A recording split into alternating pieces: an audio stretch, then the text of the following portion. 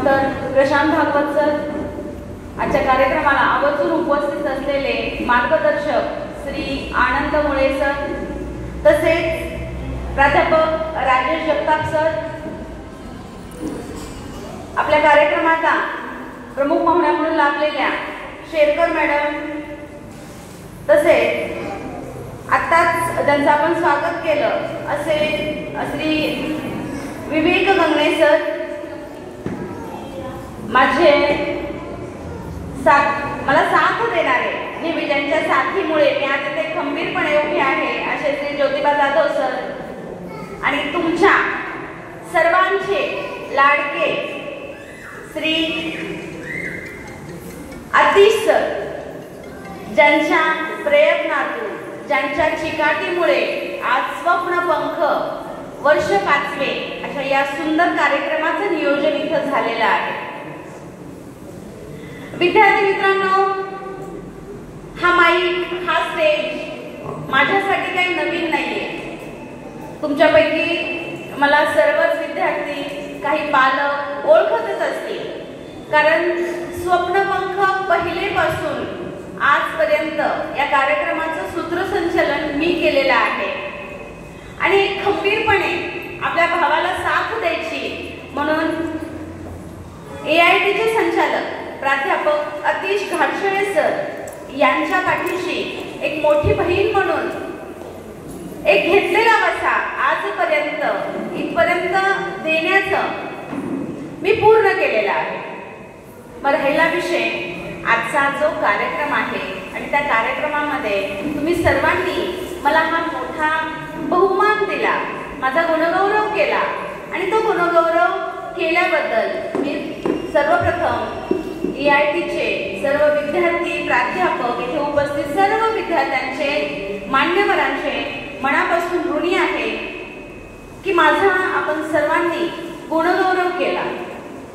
विद्यार्थ्यांनो, ज्या वेळेस आपला कोण गुणगौरव करतो तो गुणगौरव घेण्याची आपल्यामध्ये एक ती उंची यायला पाहिजे, ती ताकद यायला पाहिजे। मग ती ताकद येण्यासाठी आपण फळाची अपेक्षा न करता काम केलं पाहिजे। यदा यदा हि धर्मस्य ग्लानिर्भवति भारत अभ्युत्थानमधर्मस्य तदात्मानं सृजाम्यहम्। माझ्या शिक्षणाच्या म्हणजे शिक्षक म्हणून काम करण्याच्या 18 वर्षाच्या प्रवासामध्ये मी कधीच कुठल्या फळाची अपेक्षा केली नाही। अतिशय प्रतिकूल परिस्थितीमध्ये माझ्या ग्रामीण भागातील विद्यार्थ्यांना घडविण्याचा वसा घेतला होता, तो वसा मी अविरत चालू ठेवला। आणि मग हे करत असताना फक्त शिक्षण देणं या पलीकडे विद्यार्थ्यांना सर्व गुण संपन्न कसं होता येईल, ज्यावेळेस ते बाहेर पडतील त्यावेळेस त्यांना या जगाच्या स्पर्धेमध्ये कसं उतरता येईल यासाठी ती लढत राहिले।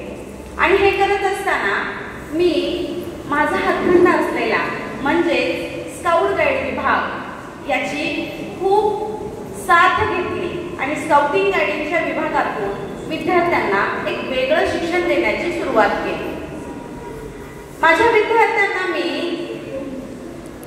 अशा ठिकाणी घेऊन गेले ज्या ठिकाणी -17 डिग्री सेल्सिअस तापमान म्हणजेच मनाली, आणि या मनालीमध्ये जाऊन फक्त टुरिस्ट मधून फिरून यायचं नव्हतं, तर त्यांना गिर्यारोहण करायचं होतं, त्यांना ॲडव्हेंचर करायचं होतं। आणि विद्यार्थी होते ग्रामीण भागातले, ज्यांनी कधी रेल्वे सुद्धा पाहिलेली नव्हती। मग त्या विद्यार्थ्यांना मी अशी अनुभवांची शृंखला दिली की त्या शृंखलेमध्ये विद्यार्थी नॅशनल लेवलचे ट्रेकिंग, ॲडव्हेंचर असे कॅम्प त्यांनी पूर्ण केले। शिवाय माझ्या विद्यार्थ्यांना राज्य पुरस्कार मिळवून दिले। आणि मग हे करत असताना मी कधीच कुठल्या फळाची अपेक्षा केली नाही। एकच ध्येय होतं की माझ्या विद्यार्थ्यांना घडवायचे आणि त्यांना जगाच्या लेवलचं, जागतिक स्तरावर लढण्यासाठी तयार करायचं आहे। मग हे स्काउट गाईड म्हणजे काय, बऱ्याच जणांना माहिती नसेल। स्काउटिंग गाईडिंग एक चळवळ असते जे शिक्षणाला किंवा शालेय शिक्षणासोबत विद्यार्थ्यांच्या सर्वांगीण विकासासाठी शाळेमध्ये चालवली जाते। जसं की NCC असतं तसं स्काउट गाईड हे असतं, आणि बऱ्याच शाळांमध्ये त्याबद्दल खूप दुय्यम विचार आहेत की ठीक आहे, काय आहे स्काउट गाईड, पण याच स्काउट गाईडमध्ये एवढं काही करता येतं ते मी पालकांना पटवून दिलं आणि ते करून दाखवलं। फायदा काय? विद्यार्थ्यांना तुम्हाला इयत्ता 10वी मध्ये जर राज्य पुरस्कार असेल तर त्याचे वाढीव 3 गुण मिळतात, राष्ट्रपती पुरस्कार असेल तर 5 गुण मिळतात. शिवाय तुम्हाला राज्य पुरस्कार, राष्ट्रपती पुरस्कार, काही नॅशनल ॲडव्हेंचरचे सर्टिफिकेट्स असतील तर रेल्वे खात्यामध्ये किंवा केंद्र शासनाच्या काही नोकरीमध्ये एक सेपरेट कोटा असतो ज्यामध्ये तुम्ही डायरेक्ट भरती होऊ शकता. मग जीवनाच्या अशा ठिकाणी तुम्हाला संधी मिळते तर त्या स्काउटिंग गाईडिंगचं विद्यार्थ्यांमध्ये सुरुवात करणे हे मला माझ्या शालेय जीवनापासून रुजत गेलं, म्हणून मी आज शिक्षक झाल्यानंतर माझ्या विद्यार्थ्यांना करू शकेल. इथं बरेचसे पालक आहेत. मी जगताप सरांशी बोललेलं आहे की सर तुमच्या शाळेमध्ये स्काउटिंग गाईडिंगची चळवळ आपण चालू करायला हवी जेणेकरून विद्यार्थ्यांना वेगळं ज्ञान मिळेल. मी स्काउट गाईडबद्दल का बोलते? कारण मला जो पुरस्कार मिळालेला आहे तो महाराष्ट्र राज्य शासनाचा महाराष्ट्रातून एकमेव दिलेला किंवा दिला जाणारा गाईड विभागातून मिळणारा पुरस्कार मी मिळवलेला आहे. कारण माझी स्पर्धा 36 लोकांशी होती आणि त्या 36 लोकांमधून मला अव्वल व्हायचं होतं आणि मी एवढ्या माझ्या जीवन प्रवासामुळे, एवढ्या माझ्या अनुभवांची प्रगल्भता असल्यामुळे मी तिथं अव्वल राहू शकले. मला सांगायला खूप अभिमान वाटतो की माझ्या शालेय जीवनामध्ये माझा राज्य पुरस्कार झालेला आहे. मी स्वतः राष्ट्रपती पुरस्कार प्राप्त गाईड आहे.